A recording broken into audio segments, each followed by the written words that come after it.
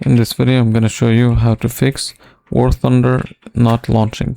First, go to Steam, Library, find the game. So I will do this for this game, follow the same steps for War Thunder.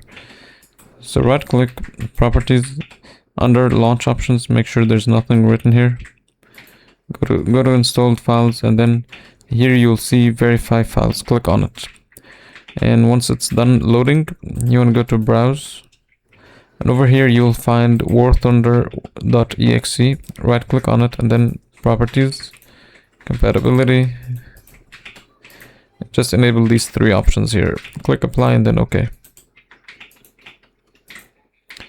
Now before you relaunch the game again, I recommend you that you close down any apps that you're not using. So if you go here, if you're not using any apps here, just right click and then exit it.